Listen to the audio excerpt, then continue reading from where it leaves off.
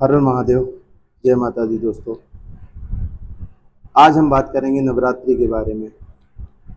तो जैसा कि आप लोग को पता होगा कि 22 सितंबर 2025 से 2 अक्टूबर 2025 तक नवरात्रि रहेगी, जो कि विशेषकर माता के 9 रूप की उपासना के लिए होती है। माता के प्रथम स्वरूप शैलपुत्री से लेकर के और नवे रूप सिद्धिदात्री तक को, जो 9 देवी की पूजा होती है, हर रात्रि को एक देवी की पूजा होती है, उसको हम नवरात्रि कहते हैं। नवरात्रि का मतलब 9 दिनों की जो रात्रि में गान जागरण और भगवान की सेवा की जाती है, उसे नवरात्रि कहते हैं। जिस दिन में शिव की रात्रि होती है उसको हम शिवरात्रि कहते हैं। इसी प्रकार से 9 दिन की नवरात्रि है। 9 देवी कौन कौन सी है मैं आपको एक श्लोक के माध्यम से बताऊंगा। प्रथमं शैलपुत्री च, द्वितीयं ब्रह्मचारिणी, तृतीयं चंद्रघंटेति, कूष्मांडेति चतुर्थकम्, पंचमं स्कंदमातेति, षष्ठम कात्यायनीति च, सप्तमं कालरात्रीति, महागौरीति चाष्टमं, नवमं सिद्धिदात्री च, नवदुर्गाः प्रकीर्तिताः। ये 9 प्रकार की देवियां हैं जिनकी हम नित्य मतलब कि 9 दिन तक, प्रथम दिन से लेकर के 9 दिन तक उनकी अलग अलग स्वरूप में पूजा करते हैं। जैसे प्रथम दिन में हम शैलपुत्री माता का ध्यान करके उनकी पूजा करते हैं, दूसरे दिन में हम ब्रह्मचारिणी माता का ध्यान करके उनकी पूजा करते हैं। इसी प्रकार से हम 9 दिन में 9 देवियों की पूजा करेंगे। आज हम लोग बात करेंगे घट स्थापना के बारे में, उसका मुहूर्त क्या है, उसके बाद से देवी का इस बार वाहन क्या है, देवी किस पर सवार होकर के आ रही हैं और उसका क्या फल रहेगा, और देवी का जब विसर्जन होगा तो उनका विसर्जन किस पर होगा, उसका क्या फल रहेगा। तो आइए हम लोग जानते हैं। सबसे पहले हम लोग बात करते हैं कि देवी का आगमन, भगवती का आगमन इस बार किस वाहन पर हो रहा है। तो इस बार भगवती का आगमन हाथी पर होगा। जिस वर्ष भगवती का आगमन हाथी पर होता है उस वर्ष देश में बहुत बारिश होती है, वर्षा रहती है। इसका कारण, इसका जो शुभ फल है वो वर्षा है। वर्षा अच्छा भी है क्योंकि उस वर्ष सूखा नहीं पड़ता है, देश की उन्नति होती है। पर उसके साथ साथ त्रासदी भी बहुत आती है, जैसे कि अभी चल रहा है पंजाब वगैरह हर जगह आप लोग देख रहे हैं कि बहुत सारा त्रासदी आ रहा है। जो भगवती का विसर्जन यानी कि प्रस्थान होगा 10वें दिन, 2 अक्टूबर को विजयादशमी है, उस दिन जब प्रस्थान होगा माता का, वो होगा नर वाहन पे। ये भी बहुत अच्छा है, आ भी रही है वो हाथी पे, शुभ है। और जब उनका प्रस्थान होगा तो वो जाएंगी भी नर वाहन पे।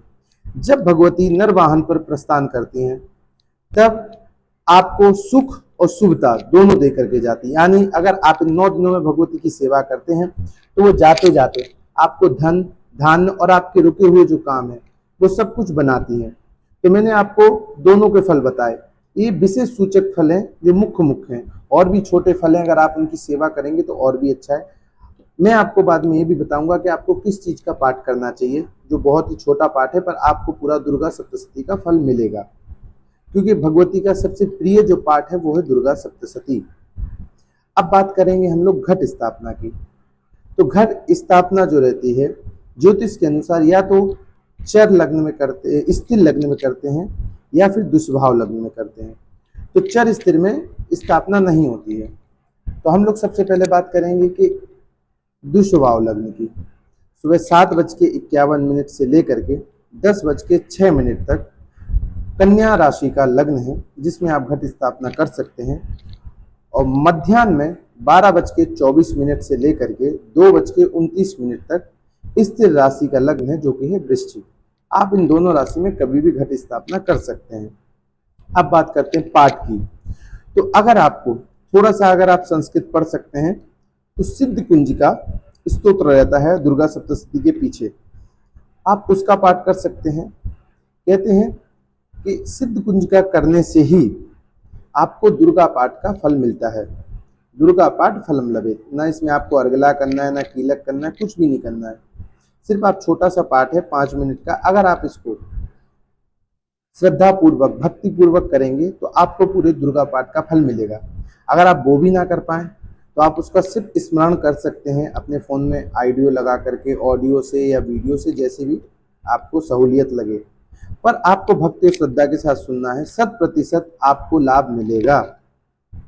आज हम लोगों ने घट स्थापना की भी बात की और साथ में भगवती किस पर उनका आगमन हो रहा है, किस पर प्रस्थान हो रहा है, दोनों प्रकार की बात की। हम धीरे धीरे और भी इसी प्रकार की वीडियो लाते रहेंगे, किसी भी पर्व के ऊपर, किसी भी ज्योतिष के ऊपर लाते रहेंगे। हमारा मुख्य उद्देश्य आपको ज्योतिष सिखाना है, पर साथ में हम पर्वों की भी आपको जानकारी देते रहेंगे ताकि आपको कोई भी भ्रम ना हो। आज हम लोगों ने इस चीज़ की बात की। अगर आप लोगों को हमारे कंटेंट पसंद आ रहा है तो आप हमारे चैनल को फॉलो करें, वीडियो को लाइक करें और शेयर करें। और अगर आपका कोई भी इससे संबंधित सवाल है तो आप हमें उसको कमेंट बॉक्स में पूछ सकते हैं, हम आपको 100% उसका जवाब देंगे। हर हर महादेव, जय माता दी।